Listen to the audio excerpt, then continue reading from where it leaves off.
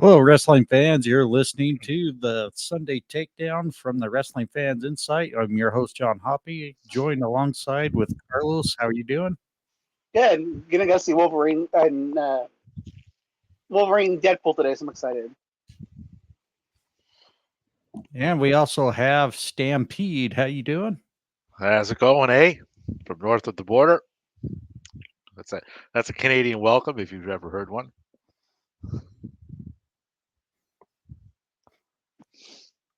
All right. With that said, we're going to go ahead and get going. We're kind of running a little behind today, and my apologies. Been trying to do some things with our podcast computer, and it's not working very well. So, Oh, William's not with us. nope, he's not with us today. He's gone this weekend. So, Okay. We are the trios champion of The of, Three of Faces of Fear. the I three saw, I faces saw, of I saw, I fear. saw his, I thought I saw his name in the intro originally. That's why I asked. I thought you had his, maybe. I think it was. I think when we first came in the room, I saw his name in there. no, unfortunately, he's not with us this week, but he should be with us here hopefully next Sunday. So, we're going to go ahead and get right into the really loaded weekend we had here. Let's start off with the Ring of Honor Death Before Dishonor pay per view. Overall, I thought it was a very great card. Nothing really short of any disappointments. Dave or Davey Stampede, whatever three faces you are today. How did you feel about that?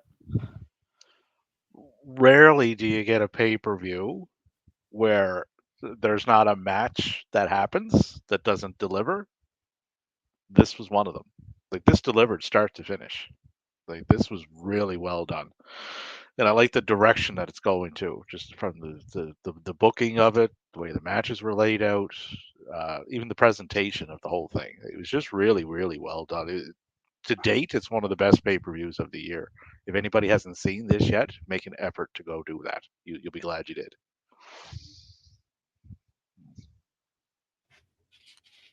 Carlos, what was your thoughts on the pay per view? I agree. It was really good. My biggest thing about this pay per view when I was watching it is I think that Tony Khan sees his booking deficiencies on AEW. What I mean by that is the thing that I really like that we got when you include the pre-show and you include the main show is we got a lot of tag team wrestling and we got a lot of women's wrestling and very good tag team wrestling and very good women's wrestling. And so I think that when I see that he recognizes that he needs to do a better job of booking more of that on the show on the AEW shows. And I just hope that he finds that right that right recipe, because I the tag team wrestling is what really made me fall in love with AEW in the first place. And I just feel like and again it's a hard balance, he's got a lot of top stars, but I just hope he finds the right recipe and the right balance for it because I think the main roster would do good by having like an awesome tag team division building back up and seeing it on TV every week. But I thought it was really good. I get a shout out to the women. I was a little disappointed that Athena won, but at the same time, if he doesn't have anything for on the main roster, um, I think it's smart that you keep her strong on Ring of Honor. But at the same time, it's like a double edged sword for me because I also feel like she deserves to be on the AEW roster, and he should be making it a priority to have her on there. But overall, great show. It was really entertaining. I think the one thing that kind of threw most of us off was Most of us predicted Billy Starks to retain and Athena to lose, and fortunately, kind of went the opposite. Um, and if for anyone that was kind of watching some of the post pay per view promos, we saw a little bit of a shun on Billy Starks from Athena there. Hmm. Do we really think maybe this is the time where Billy Starks challenges Athena again for the Ring of Honor Women's Championship? And does she take that championship from her? I do, yeah. Because when you couple in Billy losing, Athena retaining, because Athena's coming up on Samoa Joe's record for holding a title in that promotion. So she'll pass that sometime in September. So that's a given. Billy dropping her title to Red Velvet, and then you add in, like I said, the way Athena kind of shunned her a bit, and then you take into account Red Velvet's comments about Billy at the media scrum about Billy and hoping she gets back to the Billy that she loved and how Billy helped her when she was injured. So I think that's where they're going with this. So that would take us to Final Battle, which I believe is the next pay-per-view for Ring of Honor. So if you flip it there, then that gets Athena over to the AEW roster, and whatever they're doing with this TV deal will have been in place already by the time that takes place. So there's a lot of factors going on involved right now with this Ring of Honor that seems to have come to light in a very short amount of time. So, which Yeah, is something we'll okay. address in another topic that we got coming up too. But it looks like that's what they're doing. If that's the case, I'm fine with that. You know, putting Billy as a face of the women's division. You got Red Velvet, who has been, you know, that she's basically Ring of Honor and has been now for a while. Same with Lee Moriarty. It was just really well done. Like if you kind of watch what everything else is going on.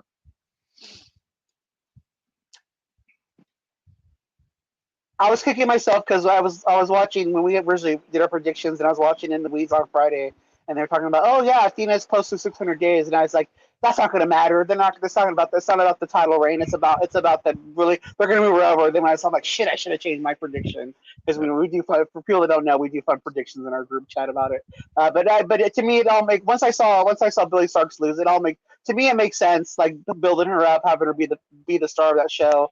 They have plenty of women. There's no need to rush her up on the main, especially if there's so many other talented women.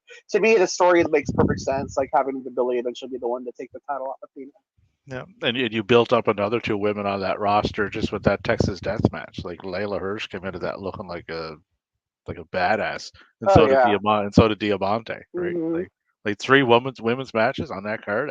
All three of them absolutely delivered. Yeah, and for me too, like the thing is, like I'm really happy for Red Velvet because she's, I feel like she's someone that got lost in the shuffle. Like she was one of the staples early in the women's division, and she's Yeah. over. She was over with her cooking, with her little cooking, her hand gesture. The fans really gravitated to her, so it was a pleasant surprise to actually see her actually get recognized, and she deserved it. And I'm really happy for her. Yeah, and she was out for a fair bit with that injury. I remember when she came back, and like Yeah. they had her on AEW, and it's like she was getting a good reaction. So that's, looking back, that might have been a little test the water, right? It's like, let's see how the fans are going to react to her, right? So, well, just it was just well done, all well done. Like if you look through the cards, you know,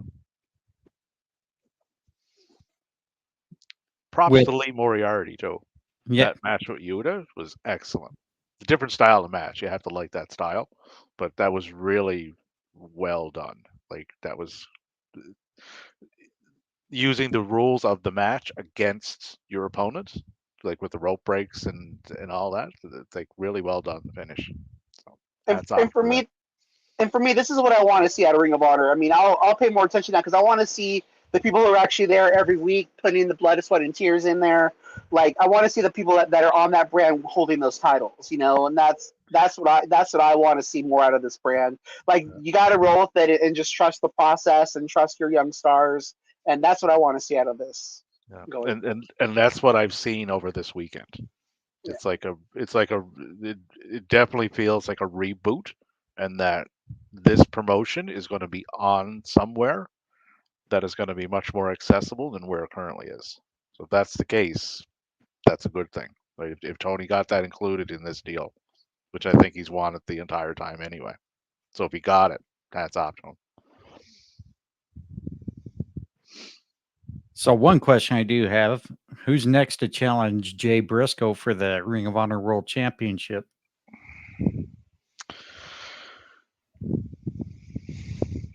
What if it's Adam Cole?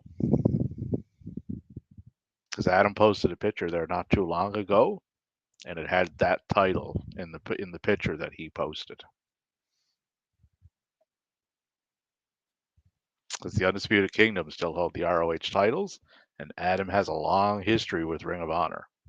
Like that's where NXT plucked him from, right? So that would make sense. Like there's a tie in there to do it, right? Now all of a sudden you have a big name that everybody knows at the top holding your top title if you're going to whatever station they land on. That's a possibility if they do that. I mean, I would say Adam Cole. I mean, but at the same time, like I would put the Undisputed Kingdom over there because I feel like they're gonna get lost in the shuffle. I mean, you can look at the way Tony Khan's booking them, and it's not. I mean, it is what it is, but I don't feel like they're a priority. Like giving them that spotlight. But I also think, to me, I want to see Wheeler Yuta, honestly, like, or even Brian Cage. Brian Cage has been strong. I mean, I'm always gonna say Brian Cage, but he's being booked. He was booked kind of strong on Friday. He was booked kind of strong on the pay per view. He was booked kind of strong on Saturday. So it's like he's a natural one to fit over there too. You know, his wife is now a commentator in the back. I'm happy to see that as well.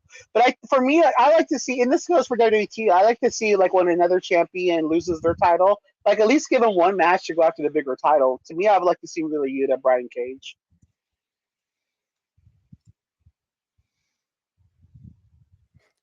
All right. So one thing I'm gonna actually go out of the order that I presented to us earlier. Since we're on the Ring of Honor topic, why don't we go ahead and move on to the booking of the Ring of Honor 6-man tag team championships.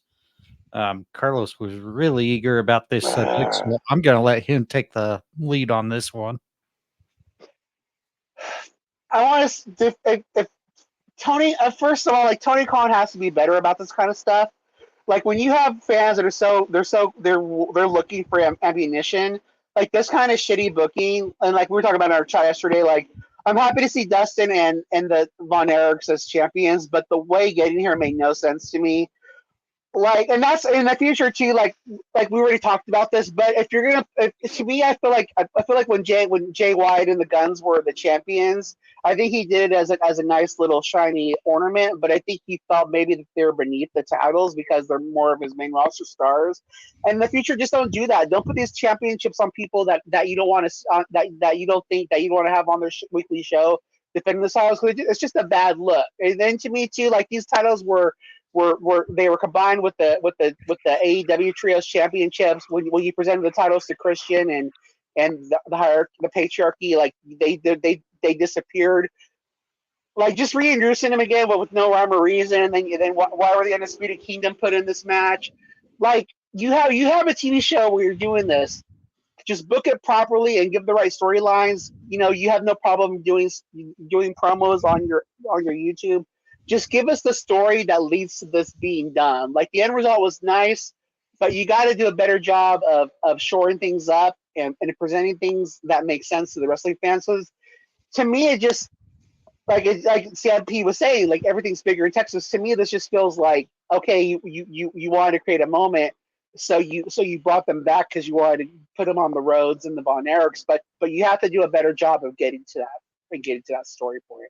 I'm happy, and I'm as a fan, I'm happy to see the Ring of Honor 6-man titles back because you have a lot of good trios in there that could be fighting for these titles. So I'm happy with the end result, but the way we got there was just very shitty and very shoddy. And before we go to Stampede, I want to thank Bald Coach from the X app tuning in. You guys rock. Thank you, Bald Appreciate Coach. you guys, Total Pole Nation. If you guys don't follow them on YouTube, give them a follow. They do a lot of great content, positivity. Yeah, someone I connected with very early on this app. Like, again, follow all those guys. They do a great job over there. And thank you for everyone who is tuning in as well. You can catch us here on the live, here on our X accounts through me or Carlos.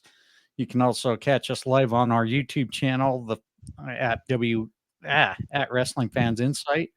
Also on our Twitch channel, the Fans of Pro Wrestling, and see our main site with the YouTube channel embedded over at thefansofprowrestling.com.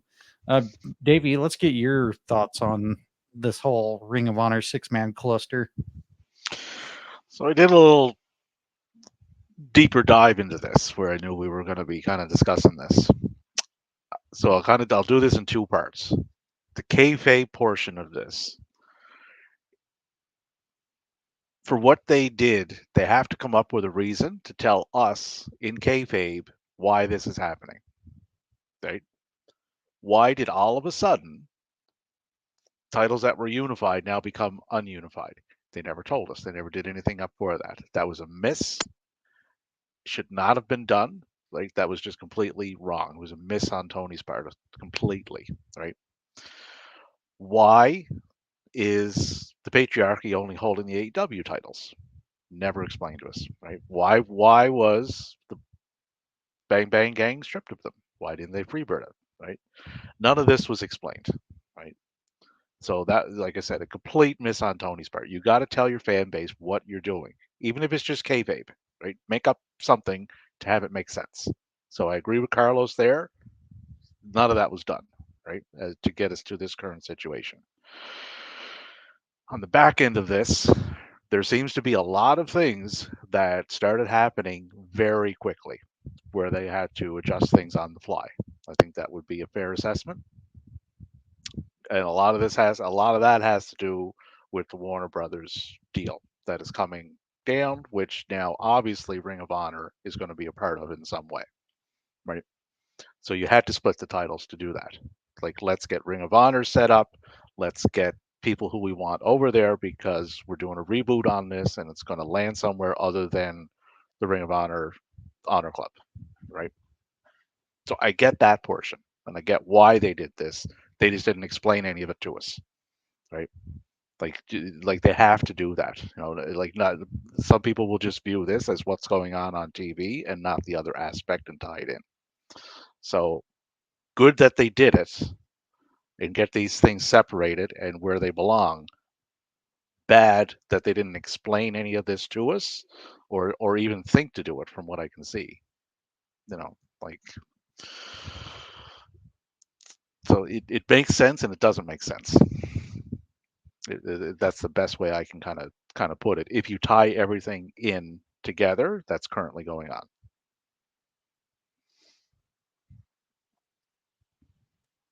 I think one of my biggest gripes is, I know everybody's mentioned it before. Well, most people with some logic. I just have a irritation point when we're seeing Ring of Honor titles defended on AEW programming and vice versa. I think we just need to, if you really want to have your brands separate, don't bring these other championships onto the other brand. Have your brand establish its identity. And I think that's where Tony Khan really clusters everything a little too much. Yeah, you have to separate it to a greater extent, right? Like you treat Ring of Honor like it's the same way you would treat New Japan or Stardom or CMLL.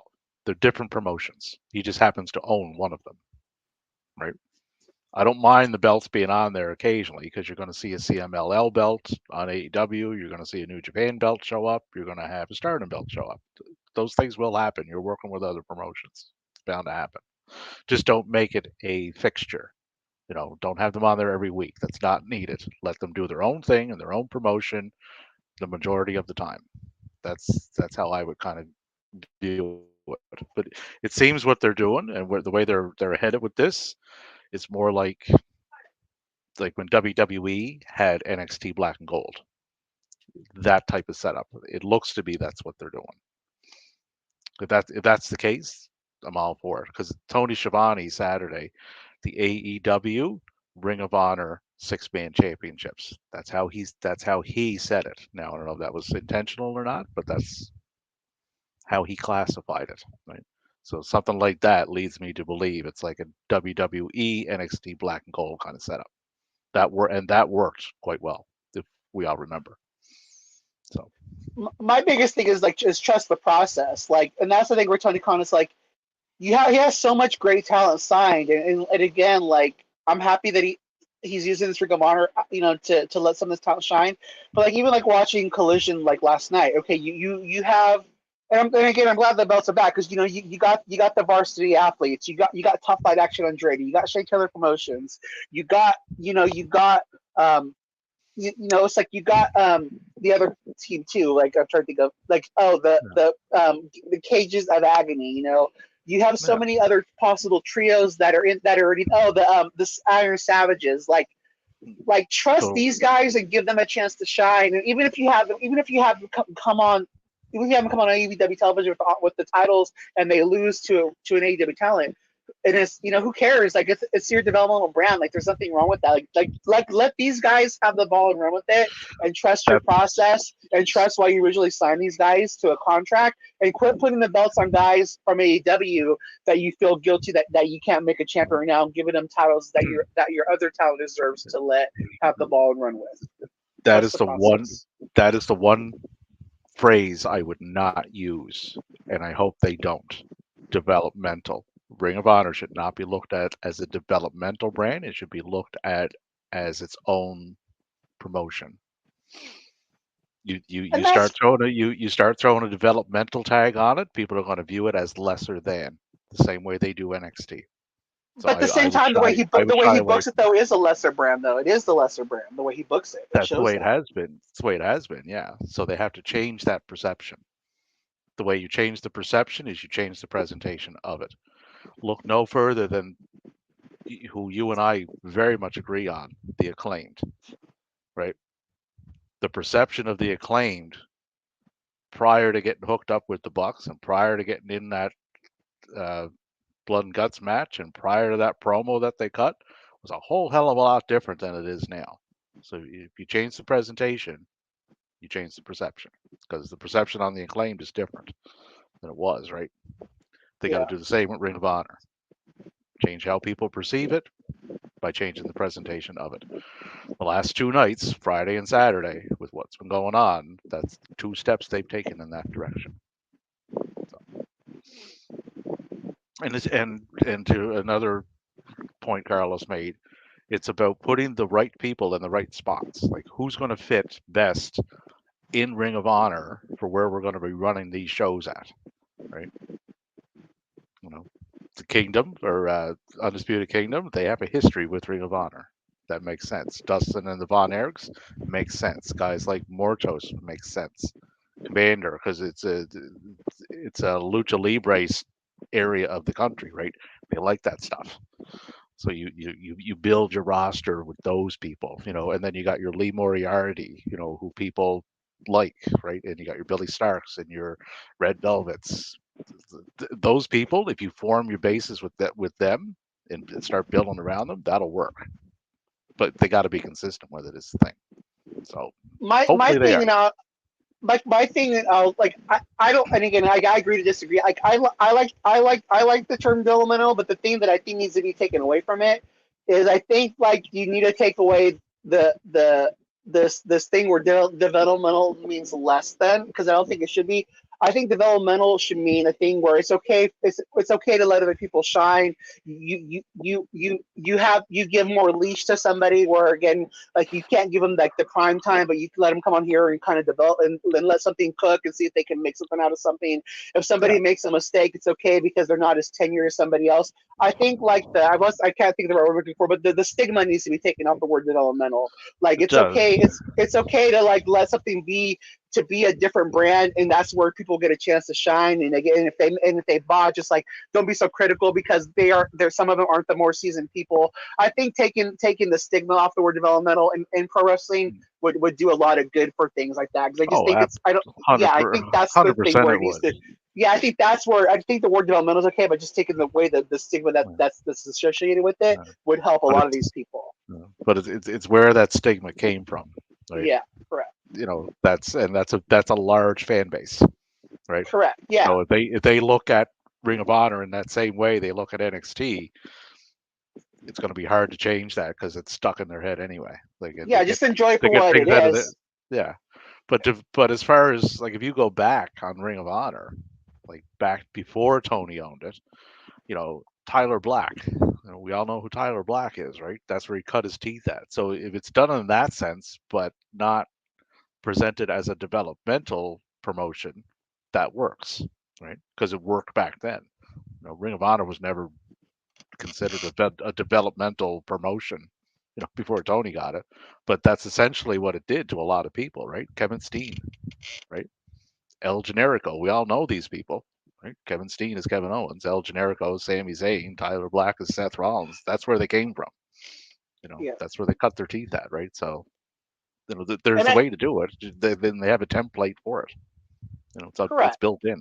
So, And I do like the rebranding that they do go with the AEW ROH, because that's just like the WWE NXT. It's like it is your brand, but it also because, and I think too with and again I don't think, and it's something they do, but I think when you have a brand, like again, like at the end of the day, you're gonna make sure your brand's superior. So by incorporating that, hopefully it lets Tony get away from the stigma of like, well, I have to make sure AEW is a superior brand, and now that it's part of your branding, it allows you to get away from that. Because I think self-consciously you do that. Like I got to make sure at the end of the day my brand's on top.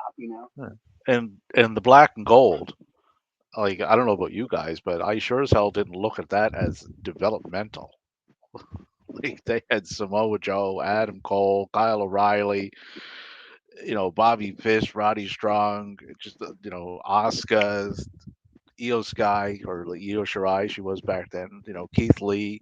That was not developmental. That was a third brand, regardless of how they classified it. Yeah, and again, and now the WWE. It turned into developmental because they just scrapped all that. Now the WWE's trying. Now they're making all this money off NXT. They're trying to get rid of their own stigma. So they're trying to get rid of the mess that they themselves created. Exactly. Yeah. So that's their own fault. But Vince was just all got his panties in a bunch because they were putting on a better show than the main roster was. But anyway, but that's ancient history now. So, but I like the direction they're going. Like this seems like very positive steps as far as Ring of Honor goes. So if they keep making them, I'm all for it, right? Because I'm looking to really get back invested in it more than I currently am. Yeah, and they trust the process and sticks with it too. Yeah. Yeah. So, and the TV deal, if whatever they land, that'll help immensely too, right?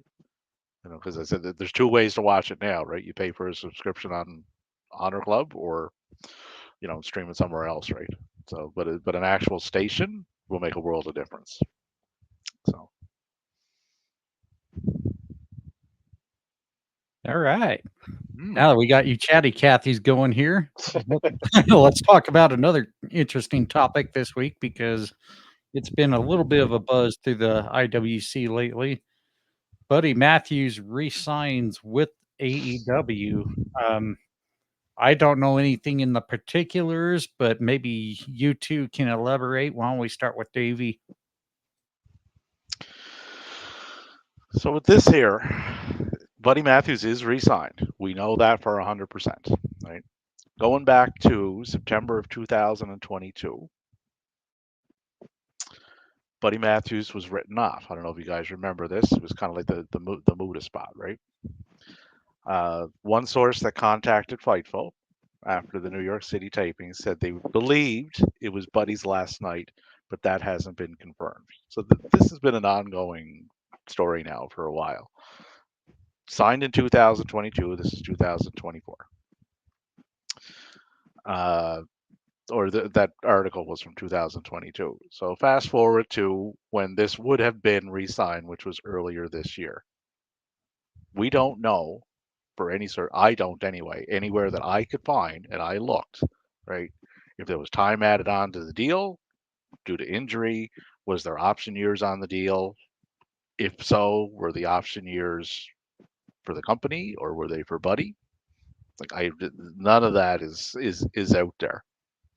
The rumor going around is Tony is not letting anybody go that asked to get out of his contract because they want to go to WWE. I haven't seen that confirmed anywhere, but it's out there. But it doesn't mean it's confirmed. I'm glad that he resigned based on what I have seen of people going the other way. Andrade, I'm looking at you with your speed title.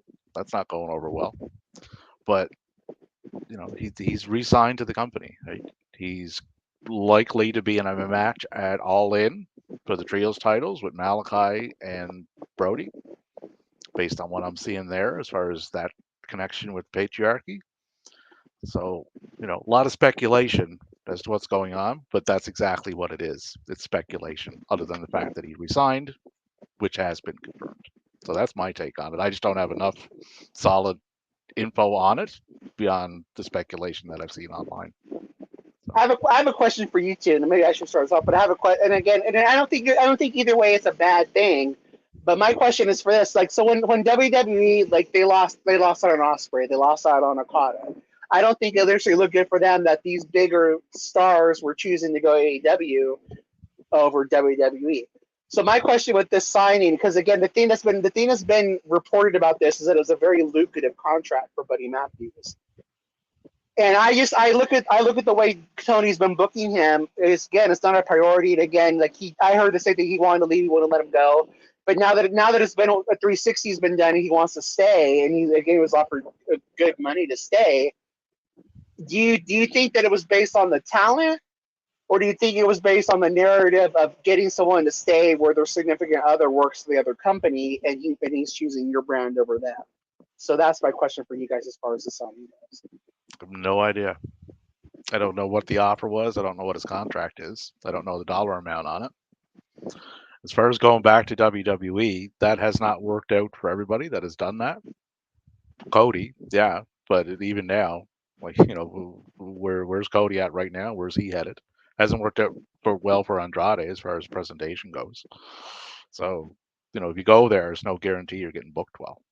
Like for me, like again, as a fan of all wrestling, I'm happy to see this. I'm happy to see that he's keeping somebody that maybe wanted to go work where his wife is working. I'm glad that he's choosing to stay in AEW. And for me as a fan, if Tony paid a little extra money to get that narrative and to get somebody to stay, I'm happy for that, and I'm happy for how that looks for the pro wrestling business. I was just kind of wondering, what do you think, John? So every talent is different. Yeah. It's really based on their needs. You got talent who are looking to be in the business to make money. You got others that have personal goals to achieve in the business. And a lot of it is what makes sense for what they want. And to Stampede's point, we don't know what was in the contract. We don't know what was offered. But the one thing that tells me is whatever it was, for Buddy Matthews, it made sense to stay with AEW, whether maybe something was pitched that there is actually going to be some promise to some, maybe there's going to be some promise to the direction of his character in the where AEW is going, and maybe WWE did not give him that really what's the word I'm looking for? Guarantee. Yeah, there was no guarantee what WWE was going to have for him. Again, point out, look what happened with Cody, look with Andrade, look what's going on with Shawn Spears right now. You just don't know. And I think Buddy Matthews probably just felt it was better to stick with AEW because he's got something going with the House of Black. Yeah, they work quite well together. Yeah. And the other thing is, like, and people, oh, his wife works there. It's like, yeah, she does. But Buddy is not working, 5-6 days a week, right? If he wants to go see Rhea, he has time to do that. Right? It's not, that's something that they can do. It's not a standard job. I just looked up his record in AEW. Since he's been there, he's 31-16 with a 67.4% winning percentage. You know what his record was in WWE? Oh, I'm sure way worse than that. 158 wins, 269 losses, and 3 draws for a winning percentage of 36.7. And Yeah. So, I'm sure he remembers that. Well, me as a fan, like the very first time he appeared on 205 Live, and again, I like ginger, like muscular guys, but like I was enthralled with him because I love the way he was presented. This guy who wasn't a cruiserweight, who wasn't who was cutting weight every time because he just wanted a chance to shine. Like I became a fan there recently because I respected that drive, and I respected that like he was doing that because he wanted to get a spot. And then he was presented very well, and then Vince dropped the ball like he does everybody else, and it's like And again, they didn't utilize the talent. So again, he's a very talented wrestler. He can go. Like I love what he did in that division. But he was never utilized correctly on the main roster. So it's like I'm excited as a fan to see that he's staying. I think I trust Tony to book him better. I just think again, I thought it was interesting. And again, like I already said, I think it's a big win. And again, I'm just happy to see somebody choose their what the way they could get booked over joining their spouse and somewhere where he probably wouldn't utilize very good. I'm just happy to see this. And again, if Tony Khan overpaid a little bit because he wanted to keep somebody and change that narrative, I'm okay with that too. I just think it's a big win overall for everybody. Yeah. I like it. And he's 35, so he's not like he's starting to get up there. I mean, he's still got a lot of years left, but still, he's 35. He's likely not going to be contending for a world title, regardless of where he went. Like he's not great. He's not going after what Swerve has. We know that. He's also not. If he went back, he's also not going to be going after what Cody has.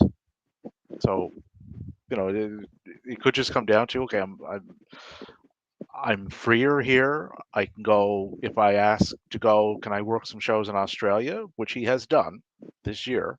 He can go do that, right? It's a lighter schedule. He works well in the trio that he's in with Malachi and Buddy. Like they work really well together. They're poised for a big shot at All In. So that's a big marquee match for them. So, I mean, I don't have any problem with him staying.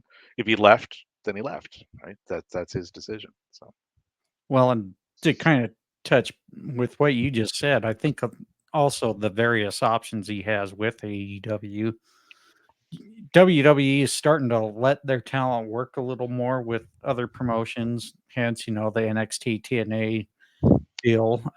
For anybody who's been paying attention to GCW and their event tonight, I'll be watching that later. Yep. Yep, and you got quite a bit of the main roster talent from WWE participating in that event tonight. So, I really encourage you to watch some of GCW and kind of get a feeling of what they're about to, if you're able to, because GCW doesn't really disappoint either with their stuff. No, it's a really solid presentation and solid. It's just solid all around. Always has been. Right. I mean, it's not quite WWE-esque, but you're going to see what some of these WWE talent can do outside what they usually do in the WWE as well. So it's a more the real bare Forbidden bones. Door. Yeah, well, it's a more bare bones presentation and production. But like you said, John, you're going to see the talent that is there, right? Like Dempsey and the Creeds and Shayna and is that Dempsey? Yeah, Dempsey. yeah, Dempsey's in there. Yeah, like you're going to see them. Like you're going to see a different form of them than you do in like an NXT ring or a WWE ring, because it's a different style product, right? Same as you've seen AJ, with Mirufuji, right? That was a different style of AJ than you see on SmackDown. And when Io Sky went over to Marigold, you were basically watching Io Shirai in that ring. It was different. Same person, just different, right? So you'll get the same tonight on GCW. And congratulations to us, because we have now officially done more promotion for this show tonight with the WWE talent on it than WWE has. So kudos to us. We rock. You're welcome, GCW. Right on. Send royalty checks too. I wish WWE would, like, they know they're doing these things, right? Like, can they not like mention it on their programming? That's an issue I have, because they didn't do it for tonight's show. They didn't do it for the show with EO, and they didn't do it for the show with AJ. Yeah, So and I wish they would, and I don't know why they don't. I have theories, but nothing concrete. Well, and that's part of what bugs me is I'm glad they're letting the talent try to do some things outside, but help give some rub there. I mean, good Lord. Yeah. Like if you only watch Raw and if you only watch SmackDown, you have no idea these things are going on, because they've never told anybody. It's like a big secret. I don't know. To me, I feel like, I mean, I'm gonna take their side. I mean, to me, the rub to me is allowing their talent to be on there. They're not stopping them from promoting it. I mean, it is more, for if for the fans on social media and stuff like that. Like, to me, as a wrestling fan and somebody who thinks that they should be allowing their talent to go help the other promotions, allowing the talent to go over there, to me, is enough of a rub. And again, I just want to point out too that there is Josh Woods on this card, so it's kind of cool to see that you have talent from all the promotions on there tonight. I think it's really, really cool. Yeah, that was the one that shocked me, was because Josh Woods is still pretty much with Ring of Honor, right? We signed to AEW, yeah. Or AEW, yeah. Well, you know what I I meant. mean, but for sure, but yeah. Yeah. So I mean, again, if you have the It's means, cool. go watch this. You will be really impressed with this event tonight for sure. You will be in for a good night of professional wrestling. That's what you will get. And if that's what you're looking to sit down and watch for a few hours, you'll be glad you did. But it's blood sport, right? So it has different rules, correct? I mean, Yes. yeah. So it's Yeah, not yeah, just it'll like be a traditional different. wrestling match. Yeah, if anybody is going into this thinking they're going to watch something that they would have seen on NXT or Raw or SmackDown, that's not what you're getting. You're getting No. something else. And So that's what we just pointed go out. forewarned. That is what we pointed out. This is not going to be a WWE event. And if No, you're it's not. one of those people that screams, "Oh, there's blood," you definitely better not be watching this. But there's no ropes, right? There's no what?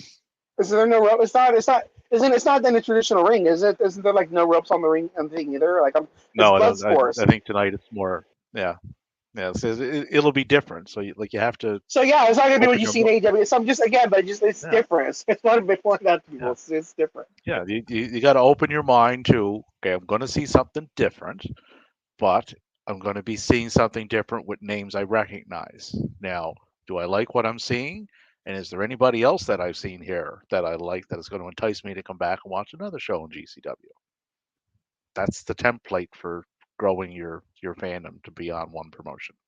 That's how it worked for me. But anyway, while we're promoting Tavion Heights of NXT fame, he's going in the N1, which is a tournament from Noah that starts next Sunday.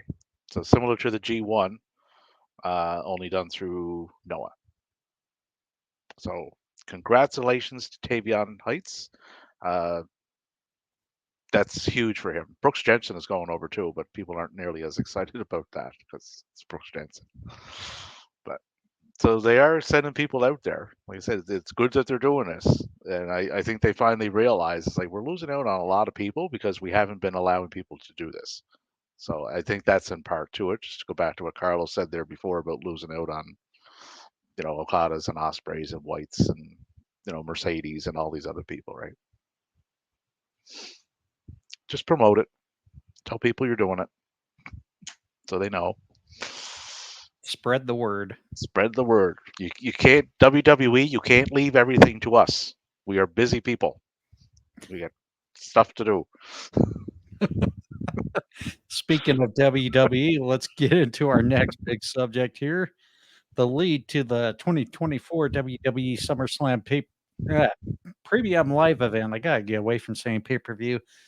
It is coming up this Saturday, August 3rd. And we've got 7 matches so far. There could possibly be a match or two added. But the only thing I've noted, there's no tag team matches on this card, which throws me off. But there was almost one.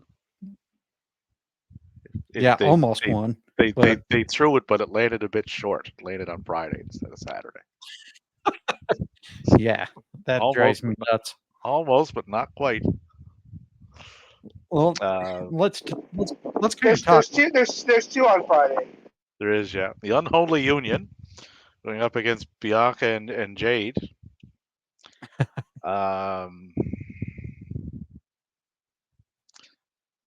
The Unholy Union also have a match on Tuesday, by the way. So they kind of gave away that. So just pay a little more attention to they're doing there. And then DIY going up against everybody's favorite faction, the Bloodline, Jacob Fatu and Tamatanga. So that's essentially this will be their pre-show, I'm guessing. Yeah, you They're would doing it think. the night before because they're not. I doubtful they're putting anything on the pre-show Saturday. And this to me kind of seems a little underwhelming because they're going to plan on moving SummerSlam to 2 nights here in 2026. So, Yep. I mean, you better be showing us a reason why you're going to move it to 2 nights. And right now, this doesn't really show me a reason why. That's my whole thing with this. Like I brought that up originally in the group too, and it's like those 2 tag matches should be on the main card. I don't care if it's a 4.5 hour, 5 hour SummerSlam this year. But again, as a fan, and again, we all know it's because of money. That's why they're doing it to 2 nights. But again, do a little kayfabe, like show that you had this like one last overbook, like an old homage to an old pay-per-view PLE. Like give us 9 matches. Let Johnny Gargano fight in front of his hometown crowd in a stadium, not on SmackDown. You know, give the women's tag match a proper showing. Like these matches, both those tag matches were on the SummerSlam card. I'd be okay, but they're not. Again, like to echo what John just said, give us the reason why you're doing this 2 nights other than just the money. It's bullshit. But remember I said earlier, presentation, perception. How are they presenting the women's tag team titles right now and the WWE tag team titles, and how are you perceiving them? Like they're not worthy. Right. And that was the point I was making when that whole rumor with the women's Intercontinental Women's United States Championship were rumored to be floating around and happening. And I'm like, well, okay, you can't even promote your current champions. Why are we adding more? Yeah. Yeah. Like that's just.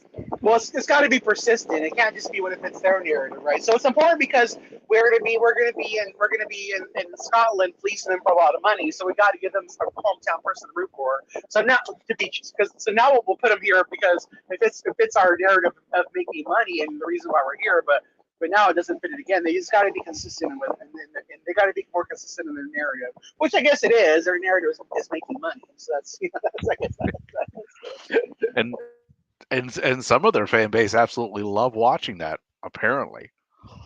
It's like the show was shit. Yeah, but look at the money that it made. It's like, okay, you're right. It's like, and that's for me. I picked them a long time ago. Their narrative is it's not making money, and so for me, that's fine. I don't have a lot of money, so okay, you're not going to get my money. I'll just enjoy your show on TV. yeah. If they reverse that thought process, it's like, how good can we make this show, and how much money can we make off of it by doing that? It's like they do it the other way. How much money can we make off this show, and what can we throw on it? If they reverse that, I think it would work a little bit better, at least for the fan base. But yeah, I do think the narrative is we're going to make a lot of money on the show. So what's the bare minimum that we can put on it to make that? That's definitely better. Yeah. Now, and I'm not doing this for whatever reason, but the other place seems to do it the other way. How good can we make this pay-per-view, and how much money can I make off of it? You see the differences, right? When these shows come up. You know, like look at All In and look at SummerSlam. If you had to pick one, if you could only pick one to go to, what are you going? Just based on the cards, right? They're both going to make money, but just different ways of viewing it. Who do we think is winning these things? Yeah. Well, I'm hoping LA Knight definitely wins the United States Championship because I think that's a given. Yeah. Logan's reign, obviously, two defenses in 250 days and counting, doesn't really wow me. I get that's part of his contract deal with WWE, but it's not doing us any justice. No, that hasn't been. That was in my little critique of how's Paul been doing for the last 3 years since he took over. Like you put the title on Logan, like in the fall, and then you neglected to actually do anything with it. So just get it off of him. Whatever you were doing, you've done. Put it on night, because he said last year, good things come to those who wait. Well, people have waited for like a year. Night will be on TV. He's over. He puts on decent matches. You know, he's not putting on match of the year contenders or anything, but he's good in the ring for what he does. There's nothing wrong with that. The people love him, you know. So that would work. It would make sense if they do that. So hopefully that's what they're doing. Another one that's going to be interesting, Sami Zayn defending against Braun Breaker again with the WWE Intercontinental Championship. I think, obviously, this time Braun Breaker is going to win it. I would agree. This was one of the positives I had for Paul, actually. The way that he has booked that title since Gunther had it. Like, he brought a lot of credibility back to it, restored it to its previous, glory. Moving it right into Sami, that was smart, I thought, because Sami's very well respected, not only in WWE, but everywhere, right? He can deliver in the ring, and it's a great guy for Braun to learn off of. And Braun is the future. So what this reminds me of is the way the IC title used to be. It used to be, here's your secondary title. We think a lot of you. You're extremely talented. Let's see how you do with it. And this will be a stepping stone to the next one, right? Think back to Macho Man when he had it. Same thing. It was the same progression, right? So I'm fine with Braun winning this. He should win it, right? He's over with everybody. So Sami has other things to do anyway, based on Monday. Most definitely. Which we'll get to shortly. Carlos? I think DIY is losing their titles too, by the way. To me, like we talked about this plenty on our spaces already, but I'm not thrilled with this match. If you're gonna give this match, you shouldn't have given me the match at Money in the Bank. It's just, I'm happy for Braun, but I really could give two shits. Oh, this will probably steal the show. It's gonna be a good match, but for me, it's very predictable because the first match. It's gonna be a good match, and again, I'll watch it because again, wrestling's my life. But I'm not excited. Like, oh my god, like I must like. Yeah, the intrigue is there's no intrigue. Yeah, predictable is not that's the whole card necessarily almost, pretty much. Yeah, but predictable is not necessarily a bad thing when the predictable makes sense. And in this instance, it makes sense. So I'm fine with that. Right? But for me, again, my opinion, just for me, I just wish this was the first time we're seeing these guys fight, or Ely was at it. That's all. And there's Carlos's 2 bits. While we move on to the WWE Undisputed Women's Championship, the champion Bayley defending against Queen of the Ring, Nia Jax. To bring another negative, Davies. Davey, why don't we get your thoughts? Yeah, I remember this is going. I have no vested interest in this whatsoever. They've done nothing with Bayley since they slapped the title on her. Like, nothing. Which is disrespectful to Bayley there. It is, yeah. Especially with the lead up to it. Like the whole, damage control thing, and is she getting ousted? And, if so, how's that going to happen? And what will be the fallout? And that was well done. And then they just did nothing. So keeping it on her, I don't see where that really makes any sense because of how they booked her. The other option is Nia, which I'm not thrilled on because it's Nia Jax. She's just not a very good in-ring worker or promo. And then you have Tiffany floating around with a briefcase who could conceivably cash in and just kind of negate the whole thing anyway. So either way this goes, I think Tiffany is walking out with the title, regardless of who eventually wins that match. I'm going to pull something out of Bryan the Hype Ballard's playbook here. Interesting spin here. We have Nia pretty much wear down Bayley. Tiffany cashes in, and then Nia turns her back on Tiffany and wins it all. But in all seriousness, I don't think Nia's winning this. I think Bailey retains. Possible cash in from Tiffany, don't know yet. The only way Nia would win this and keep it is if they align her with the Bloodline. Ooh, yeah. There's another scary thought. And see, that could be part of the swerve too, for all we know. Carlos? I'm a fan of Nia Jax. Nia Jax. I think she's put a lot of work coming back. She's silenced most of her critics besides Davey, apparently. But she silenced a lot of critics, not Davey included. But she's a lot safer in the ring. I love that they gave her Yokozuna's old move, the bonsai drop. It fits her character. But to me, I don't like the booking of this at all. Like for me, Bailey's reign has been very underwhelming, especially when the SmackDown roster is leaps above the Raw roster as far as talent goes. This was supposed to cement her legacy, and it's done nothing. It's done nothing for that. It's like she's the feuds going in haven't been good. The build up, it's been a lackluster performance because it's been all about the bloodline. And again, you get and Jade and Bianca and Bailey's played second fiddle. It's just not good. For me, I don't know what the booking is going to be. So if Nyla wins or Nyla she wears down Tiffany and then Tiffany cashes in, you're going to turn Nyla babyface? Like to me, the last thing she should be is a babyface. I don't get this booking at all. I get the end game is probably be Tiffany winning, but I don't get the. Just like turning off some theory, babyface that shit does nothing for me either. Making Nyla babyface would be stupid. So I don't get where we're going with this at all. Well, when Bailey's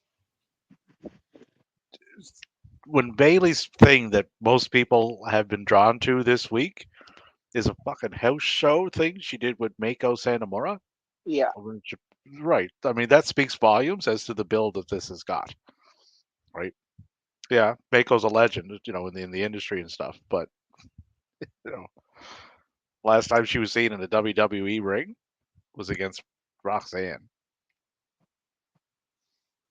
for proper booking, if you're really Jade has a loss, right? So Jade lost because you had to put someone over. Why couldn't you have Jade lose to Bailey? There's more marquee matches they could have done with all this stuff than what they've done for the last 6 months. It's been very lackluster, and again, it's just they haven't utilized the great roster they have on SmackDown. It's a damn shame. Yeah, that was included in my cons on the Paul's 3-year grading scale. Is inability or just non-interest in booking the women's division. And again, I don't get it. No, and again, because when he was with NXT, that was one of his strengths. So when he first took out the book, I was excited for that. And yeah, he's definitely hasn't delivered on that. Apples and oranges, though, man. Black and gold and main roster are not the same animal, right?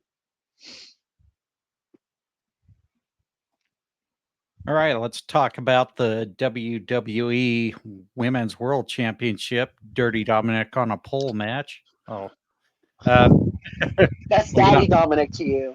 No, it's always going to remain dirty. We have the champion Liv Morgan defending against former champion Rhea Ripley. My vote is probably going to end up seeing Liv retain this somehow. Carlos. Yeah, the story here isn't even the title, which again is the mistake in this. The championship doesn't matter.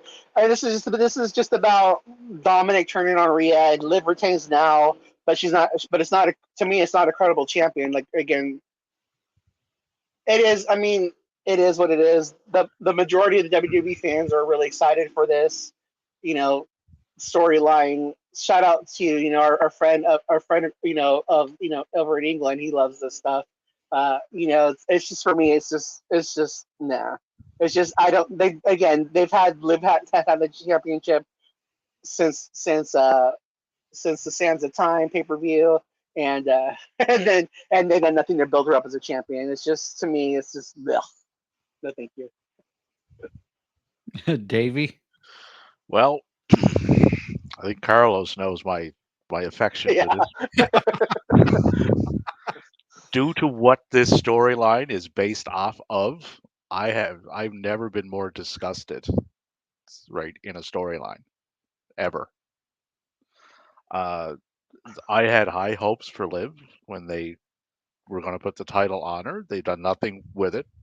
The story, it just that the title is just not even secondary. Like it's so far down the line as to what they're doing. It's just like it doesn't matter. Liv will probably retain to extend my disgust even further with what they're doing. So yeah, my pick is Liv, but like they got to do better with this. Like this is not good stuff, like in any aspect of it.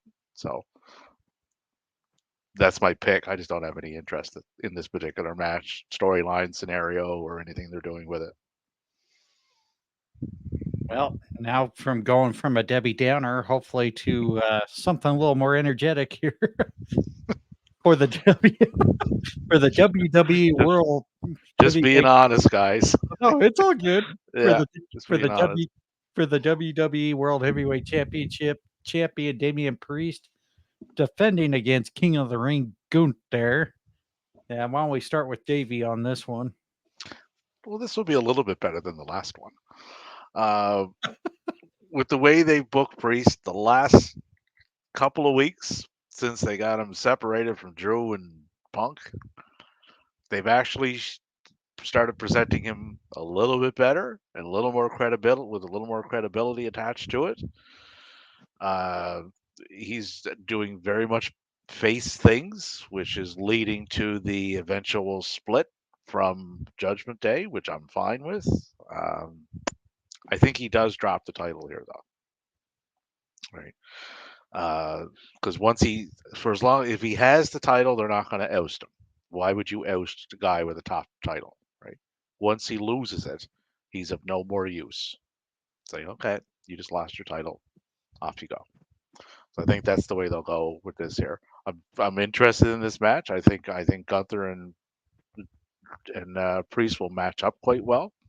So the match will be entertaining. But like Gunther is an all-world talent.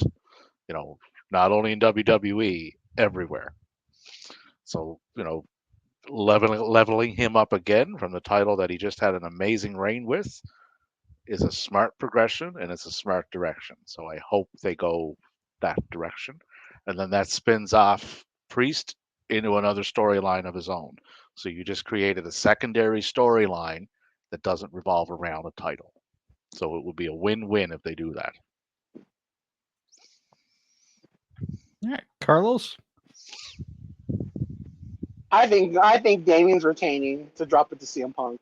I've told this already to Davey, Stampede. I just get a bad feeling in my stomach that they think, oh, CM Punk's healthy. We got to rush it. We got to rush it. We got him while we have him. We need to put a belt on him. I just have a bad feeling about this.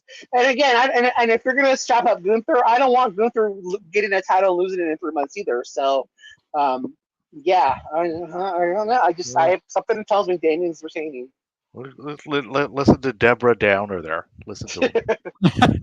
I'm just being a WWE realist with how they book, and then wanting to again money, right? Money. Putting Punk with the championship is money for them. Like that's all they think about. Money, money, money. Great. Now Stampede needs a hug. Go give it to him. Money. Usually goes the other way. Carlos is the more optimistic on these things. I know. Usually he's the. I don't. I think I kind of want to see. I don't know. I kind of want to see Punk as champion deep down too. I mean, and I think they're going to think of him as injury prone, and they got to take advantage while they can. They're going to think of him as injury prone. The guy hasn't had a singles match on a main show in a year. I'm pretty sure he is injury prone. He is injury prone, yeah. But I just feel like they're gonna. I just think they're gonna. And again, I've talked about this already. I think the reason why they get Gunther King of the Ring anyways is because his time for the championship, just like with other people too. When Cody came, like when these other guys come in, these people that were going to be champion, they have to take it. Now we got Punk. You're gonna have to wait another year because we need to play this out first. But we're gonna get you. Don't worry. Your time is coming. And that goes back to something I said on the con part of Paul's 3-year anniversary. missing the moment, right? Missing I'm gonna moments, yeah. drag this on far And then thinking longer you can than just recatch it again. Yep, that's right. yeah. The lightning in a bottle. They call it lightning Mhm. for a reason because lightning is quick. Right? If you don't capitalize on these things quickly enough, then that moment passes. So Gunther's in his like coming up on 37 too. So you know, get him while he's in his prime. Get him while he's like get him to where he should be. In a timely fashion and have it make sense. But it wouldn't shock me if they don't. So where you leading, Hoppy? Yeah. I I almost got you. I got your wheels turning, yeah, yeah. huh? This is this is where I think we're gonna have an undecisive finish. See, Hoppy's not scared of the grind because he got those wheels turning. Yeah. Yeah. I'm undecided, to be honest. I mean, this is one that can go in either direction, really. I I mean, I think it would make sense to put it on Gunther since you had him lose the IC championship at WrestleMania, but again, do you really want Damian to look like a champion that, he can't actually win it on his own? This would be the match to prove that he could win it on his own. I have a feeling though I gotta go with Stampede on this. I think Gunther ends up taking the championship off of Damian Priest. Granted, now careful with that because my pick is under the assumption that they know what they're doing in this particular match. Sucker. So that could backfire greatly, but we'll see. Well, I mean, really, this is the one match where I would say having an undecisive winner would make sense. Kind of like, many years ago when they did the Rick Martel and Shawn Michaels angle in a way where they were kind of battling for sensational Sherry's heart. Well, you But book the this only match like if you're booking Damien to lose, right? You book the match in a way where Gunther had to pull out every stop he possibly could in order to beat him, right? Because Gunther, like I said, he's an all-world talent in that ring. Like if they book it that way, even if Damien drops the title, Damien is going to come out with a much different perception than when he went into that match, right? Like Gunther had to throw the kitchen sink at him to get that pin, right? And then when he loses, Damien is going to get the respect out of that match. He's going to gain a ton of credibility, and if the Judgment Day turn on him, then he's going to get the sympathy, right? And then you got a huge baby face on your hands well, that and people have bought into because of that match. So there's a way to he do it, but whether they allot the time and the effort to book the match that way is the question. well, he just needs to pull out his inner Punishment Martinez here, so just go ape shit on him. Yeah. Well, look back to the. I mean, this is a top tier match, but it's similar setup. Like look back to the Danielson MJF match, right? Yeah. Similar kind of setup, right? Neither guy came out of that match looking bad. One of them lost, right? So you can do it here if they so choose. It's not their strong suit though. They don't book that way.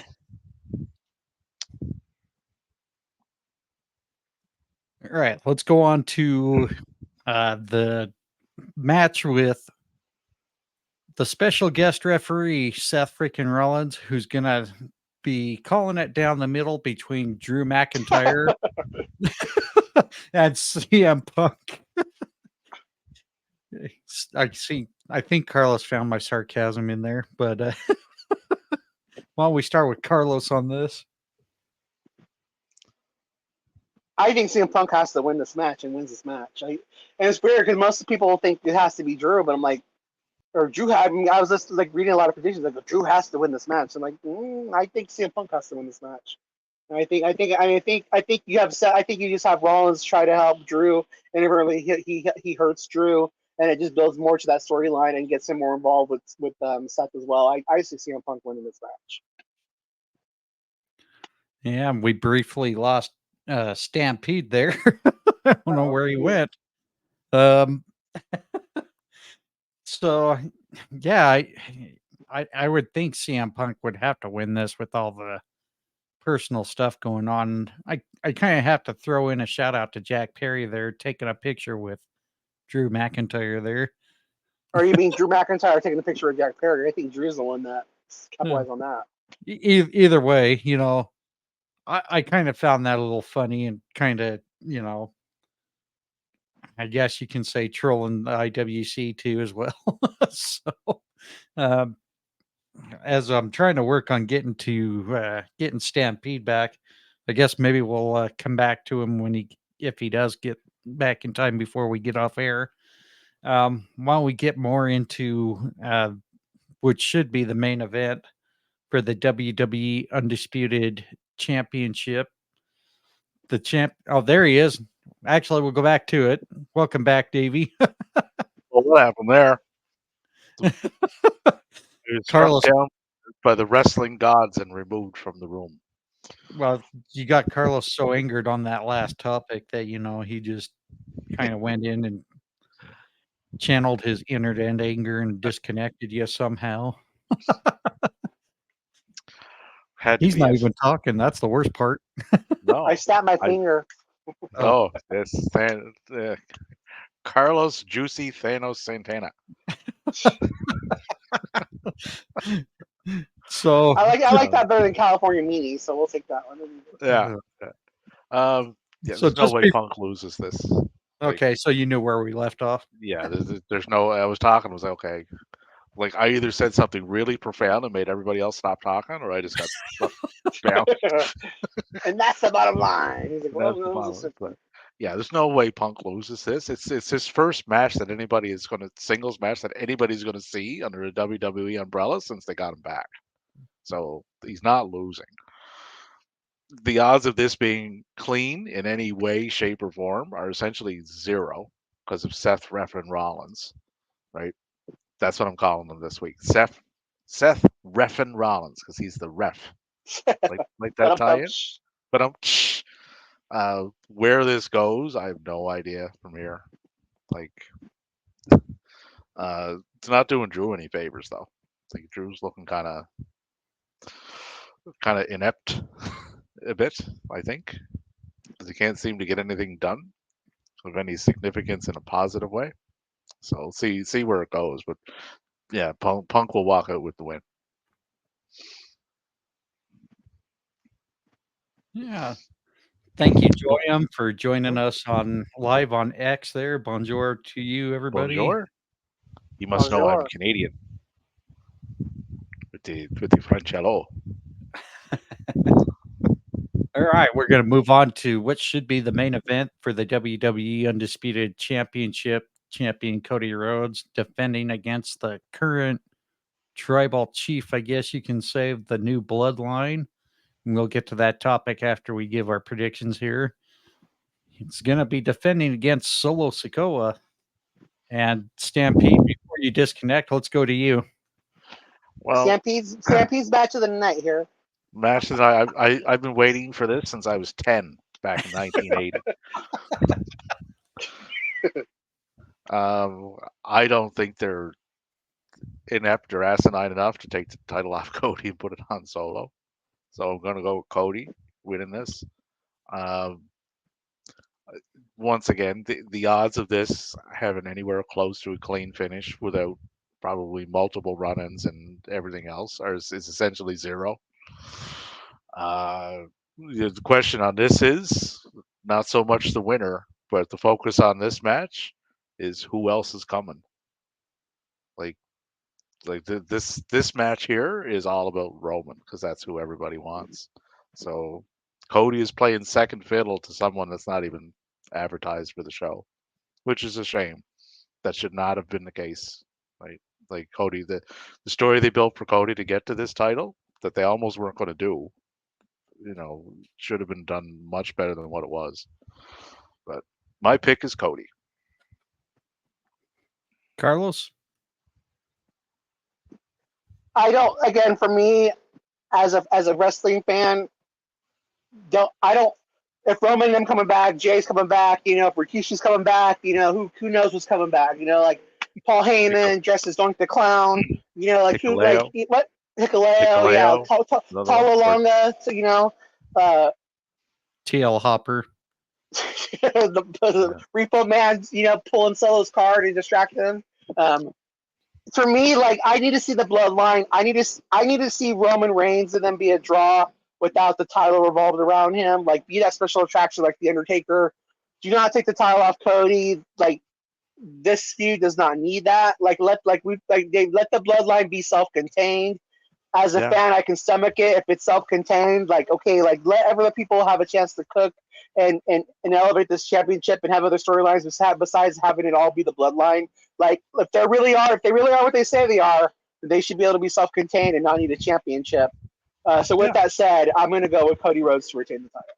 Yeah, and I agree with that. Like the Bloodline, with as many of them as there is now, it's a self-contained unit with a self-contained storyline built in.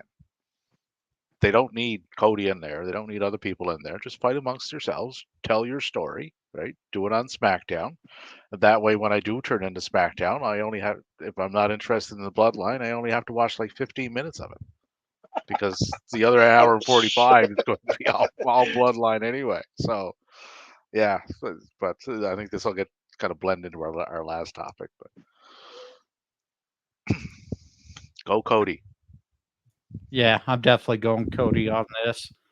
I just don't see a sense taking the championship off him. Plus, like Stampede's mentioned, the focus is who's showing up, and I think it's pretty clear, but who knows? WWE's always pulled fast ones on us like that before too. Who knows? I don't see Roman showing up on a SmackDown. Well, and come back. Yeah. Well, and just for Carlos, we'll throw in, Akeem the African Dream in there. Yeah. So, he's been pretty much the biggest posted superstar lately. One man gang. That's right. I'm a Jeff, so for those that remember. So, with that said, why don't we talk about our final subject for the episode? Is the Bloodline 2.0 similar to the NWO? And I'm going to let Stampede take the lead on this one.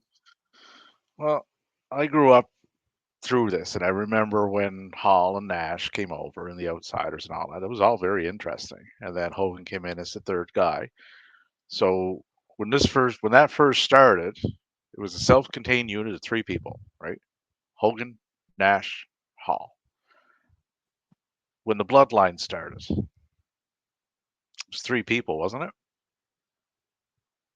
It was Roman, Jimmy, and Jay, and then you had Paul as the mouthpiece because they weren't sure if Roman could cut a decent promo. The NWO, over time, dominated the WCW airwaves, and it dominated the shows, and everything was NWO, and it started to balloon up and up and up and up, right? To the point that it just got, okay, this is too much. Like there's too many of these everywhere, right? This is giving me that kind of feeling, right? It started out small, gradually started to expand. Now it's splintered off into a second group, Solo's group, and probably Roman's group. So now you got two bloodlines working, NWO, Wolfpack, right? Two separate groups of the same thing, and they just kept adding members and adding members. Hikuleo's coming in, they're adding Dwayne in. They just added Jacob, they just added Tama, they just added Tonga. They just, it's following a very similar template. Right? I don't know if anybody else realizes that, or if they just went around for when the NWO, through the progression that they did, but it didn't end well for those that remember, right? Sold a lot of T-shirts, made a lot of money though, so that's another similarity. Bloodline makes a lot of money, so I think they'll run this for as long as they possibly can, regardless of the quality of it.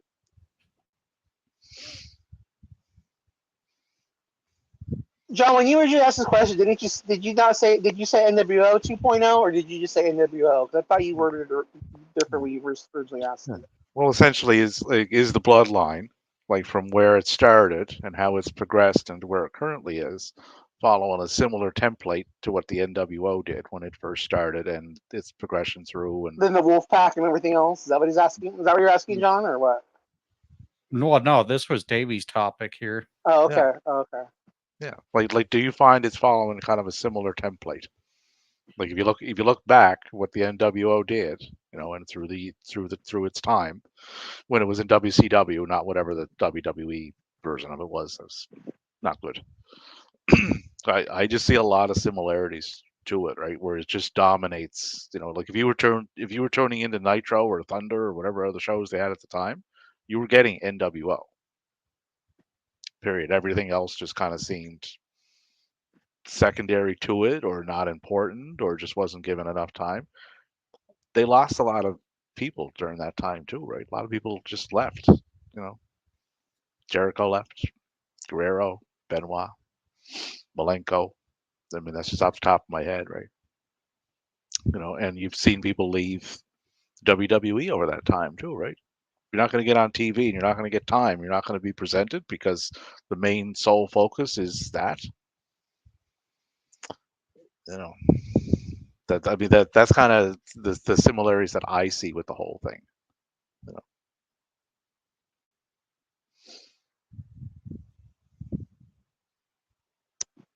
Did you have anything to add to that, Carlos? I don't. It's a weird subject. I mean, I get where Davey's going by the fact that it's taking up a lot of TV time. The thing that the thing I want to add about this is and it's the same thing with the NWO. Pro wrestling, at the end of the day, they're always workers. Pro wrestlers are always workers, right? So they're always going to look out for their friends. They're always going to look out to get people over. And that's the thing with the bloodline, right? So now they're getting all their family jobs and everybody's getting to come in. As a fan, I'm excited for them because it's cool to see these guys get to come up to the main thing. But at the same time, they're ignoring what the wrestling fans want because they're trying to fit their own narrative. And what I mean by that is, like, for example, on Raw, Jey Uso is really over. Like, people in our chat, people like with Wesley, they're laughing, like Jey Uso is over, but in a time where you should have crowned him champion, you're not doing that because you have to put him on hold in order to go back to this bloodline storyline. So you're not giving the fans what they want organically because you're trying to fit your own narrative. So in that way, it is very NWO. Like you just, and also too, they get greedy, right? So they don't let things naturally die out where they want to because they got to get every little last drop out of this. And I think that's the same mistake WCW did make with the NWO is they just dragged it out too long. And then they try to get too much juice out of it, and that's why this WWE is very similar because they're trying to do the same thing. And for Jay, don't be surprised if Jay has a title around his waist in the not too distant future, because him and Sammy just beat Judgment Day. Jay has ties to the Bloodline, and Sammy has ties with the Bloodline, and Sammy will likely be free of that Intercontinental title on this Saturday. So that could very easily throw them back from whence they came. And then you can add Jimmy back into that mix. So there's another one, right? And then you have Jacob Fatu and you got Tama Tonga going after the titles this Friday on SmackDown. You think Jacob's losing that match? I don't. Right? So there's two more. So now you got two titles over there. And you got four more guys. You got two more guys that aren't currently involved in it, likely going back to it. So there's two more to add to the mix, right? It's going to balloon, like it conceivably can balloon up quite a bit over the next week or so from what it currently is. So, like I said, if you're into the Bloodline, you're set for the next several years, right? You will be entertained. If you're not, then you got to kind of search around and look for something else to kind of gravitate towards to strike up your interest. know, could that be a Cody Randy program? Sure, if they go that way. You know, I really hope they get Cody away from this though, but I don't think they will And because they Randy got too, that and tie Kevin Owens into too. Dwayne. Get them all away from it, please. Yeah, like they've done their time with this bloodline stuff. Get them out somewhere, get them in something interesting where you know people are going to buy into it, right? That's what I hope they do. You know, because Cody, you know, I don't like Cody's character. I don't find it interesting whatsoever. But the man deserves the spot that he's in, just with the work that he has put in over the last 8 years, like since he left. Right, the guy deserves it, and he deserves better than what he's being booked, in my eyes, anyway.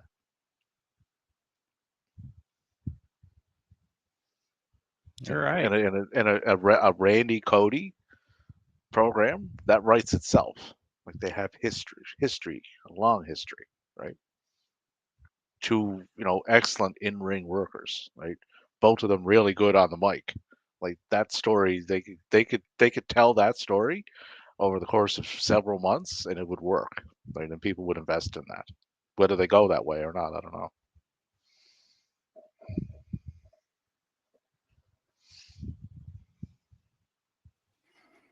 All right, we're getting be quite a bit on the overtime today. Thank you for every one of you who tuned in. We've hit a real good peak today with 276 of you tuning in live. This will be on our audio platform a little bit later, and also be on our YouTube channel as well. As with that being said, we're going to go ahead and get into our closing thoughts and shout outs. Carlos, you want to go ahead and throw some shout outs and closing thoughts? I wanted to shout out to two different podcasts we have in our group chat, Wrestle Dads and then Two Heads One Table. Again, if you're big Bloodline fans, go follow those guys. They are just pro Bloodline and nothing else. And again, I respect the gimmick, you know. But no, just anyone who supports us, thank you for listening. To all the people who retweet us, and again, if you're looking for a good wrestling group, I suggest you, if you're on, actually follow us and you come into our spaces. We're developing a good following there, and to everyone who takes the time to be joining us on a weekly basis, just shout out to you guys. Stampede. Yeah, and I'll echo that. Like, thanks to everybody. Yeah, I'll echo what Carlos said there. Like, thanks to everybody that tunes in and listens to what we do here and on our spaces as well. You guys are more valued than you realize, you know, because without you guys, you know, we're just a couple of voices talking to the wind, right? But you make what we do special. So, you know, hats off to each and every one of you and everybody that tuned in today too. Just a thought. Yesterday, I had two things happen that I've been wanting to have happen for a while in the world of wrestling. One of them, and they couldn't have been further apart from one another. One took place in Stardom. Natsupoi got the white belt. Could not be happier for her. That if anybody has not seen that match, go see it. The emotion that she displayed in that was just off the charts, like just raw, genuine emotion. It was just a really nice moment. And then a few hours later, to see Dustin and the Von Erichs like win, you know, hold titles in that ring. That wasn't a moment I thought I would see with Dustin, just due to his age, and he's been at it for 36 years. But just another special moment, right? Just like in the same day. So yesterday was a great day in wrestling for me anyway. And then the pay-per-view the night before, just the way that women are presented, just you know, just really positive things, right? You know, happening all over the globe. So just good stuff. Keep up the good stuff, right? And, you know, do it everywhere. MJF, you know, going to wrestle in Rev Pro, another one, right? So,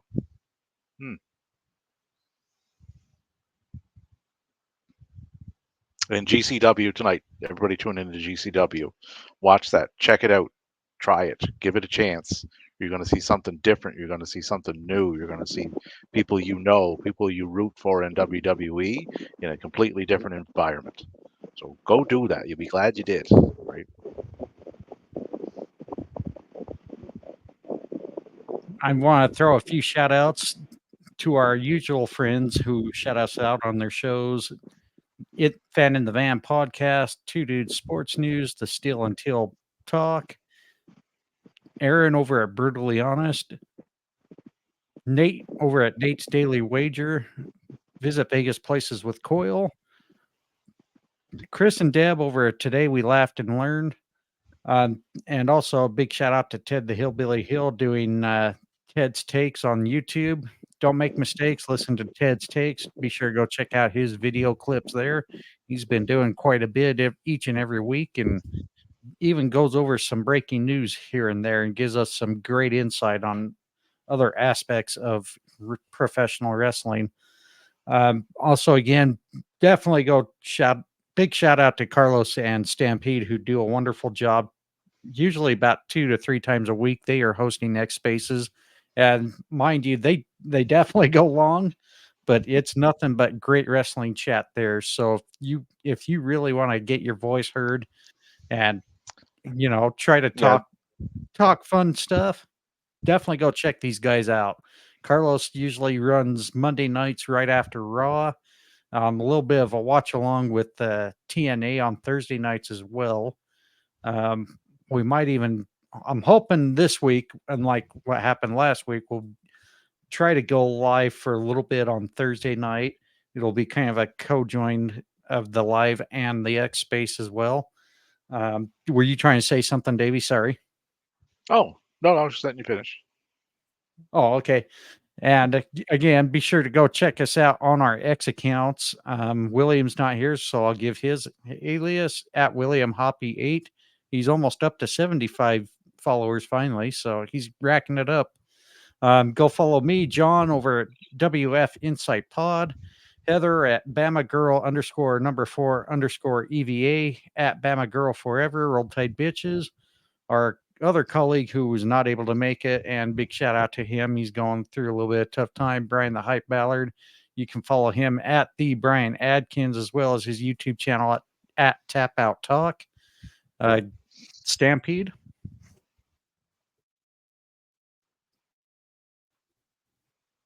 Oh, at Stampede. Oh, you got cut out there in the last part there.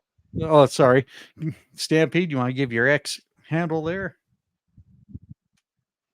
Oh, yeah. At DAVID ROBER 7174. Give us a follow. We're looking for updates and news that's about as accurate as I can put it out there. I would be your guy.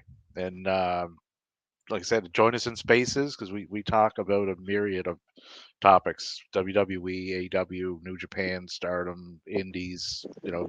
You name it, we'll talk on it. So. And Carlos? At C to the LOS 77 and at Conquer the No. And just if you're listening to this, our next space we're going to do Tuesday this week. So we'll be on Tuesday after NXT. And then there we can discuss Raw and NXT this week. Just doing something different this week. Awesome. Yeah. 171 minutes. Who knows what that is? Or 107 minutes. Sorry. Almost. We're getting there. No, that was the wrestling time on That was the amount of wrestling you got last night between Collision and Rampage. Nice. Yeah. So that's in 180 minutes of airtime. Oddly enough, the other show that did 3 minutes had 54. So for those wondering, can a 3-hour show work? You can't compare one to the other. If they do that, they're going to be very different. But I just noticed that last night. I found the number funny. It's like double. It's like, it's interesting. Likely not playing. It's just a coincidence. But all right, and that's going to wrap it up for the Sunday Takedown. We will catch you again Tuesday night on the X Spaces. Again, be sure to go follow Carlos and Stampede. And we're just about out of time. Y'all have a great one, and we'll catch you on Tuesday.